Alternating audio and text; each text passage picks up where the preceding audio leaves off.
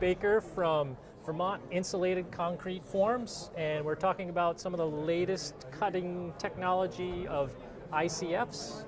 That's right. ICFs being an insulated concrete form, basically a Lego set of foam insulation that you put down instead of putting wooden forms, and then the concrete gets poured inside there, and this makes an automatically insulated wall from that. And they have a new product, which is R30. We've got an R30 ICF, which is a little different.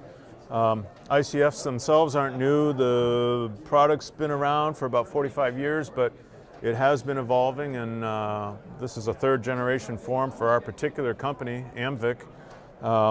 So this form represents some changes in that the corner forms are much longer, they have more connectivity to the rest of the wall. So when you say the corners are longer, what does that mean?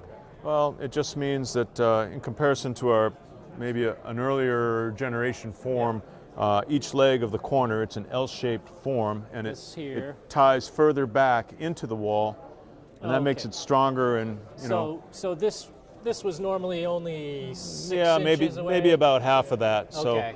So that's a plus. This distance got bigger, and you have all the reinforcing in there.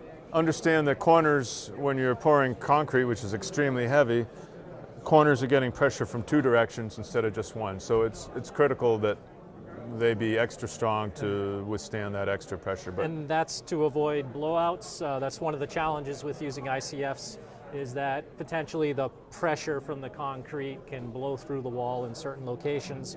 So with this new design, they're increasing the radius and strengthening the corners, which were prone to blowouts? Not really. I mean, but potentially. If you're in the concrete business and you pour concrete long enough, something's going to happen somewhere. It doesn't matter what kind of form it is, and you can suffer a blowout.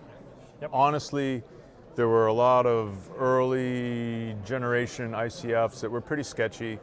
Most of them have gone by the wayside, and most of the companies that are left offer a pretty good product. I mean, we want to believe that ours is a little more refined than some others, but honestly, everything is a lot stronger and a lot more user-friendly than it was even 10 or 15 years ago. So, so to that end, we think... R30, what was the previous generation? R22 to R24, that's what, our earlier forms, and we still sell these, but so it's just a little by thicker, comparison...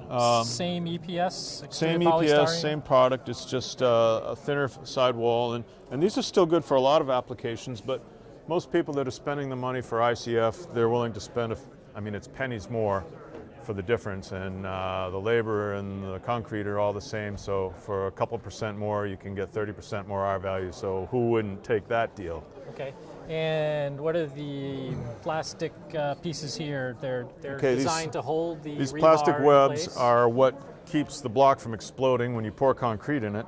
Obviously, there's tons and tons of pressure, so this keeps one side in contact with the other and allows the forms to stay stable, but it also provides what we call a chair for your rebar. You have choices. You can snap your rebar right into these little fingers and they stay put. You don't have to tie anything. You just pop it in, walk away. And lastly, this vertical or horizontal? These would be vertically oriented. Okay. So this block happens to be on edge just because we're fooling around, but most of your blocks are run horizontally. Your webs are vertical, and this also provides attachment. That's what next question I was going to ask is, how do you attach? Sure. You have to put some kind of finish on the inside, the outside? You can put whatever you want on it. You should finish the foam. You shouldn't leave it exposed on the inside. You shouldn't leave it exposed on the outside. One of the few things that will degrade this product is ultraviolet, so it'll oxidize over time. If it's exposed for years, that's not good. So you can protect it.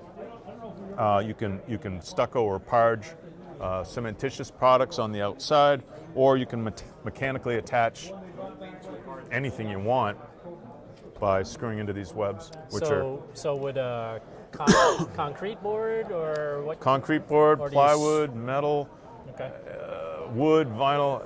It doesn't matter, your choice, but you do have attachment. And this is normally not open like this. This is just showing. Yeah, this is just for that display. If you drilled a screw into here, you would hit something. If you look closely, you'll see that every where place those triple lines are. where the triple lines are, that labels your web. So If you're screwing something to the block, you'll know where to put the screw. And those are about what, 8 inches on 8 center. inches on center. So Okay. it's like having a stud every 8 inches on center. Your average wall, stud wall is 16 or 24. Right. You actually have more attachment capability with an ICF than a stud wall. And what kind of plastic is used This for is the a rims? this is a totally recycled, Totally recycled. high density polyethylene. Excellent. So by weight, it probably makes up about 55 to 60% of this block is 100% recycled. And if somebody purchased this system, how would it show up? Is it in a box, or does it come It would on a show truck, up, or- yeah, we would deliver it to your job site.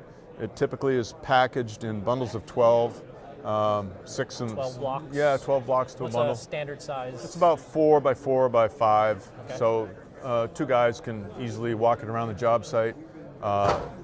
One of the nice things is you don't need a lot of heavy equipment. I don't own a forklift. It's very quick to unload a tractor trailer by hand, put it right in place. It's just very simple. Excellent. So 100% recycled web, R30 walls, reinforced corners, Yeah. all around better product. Thank you, Joel. I think you got it. Thank you.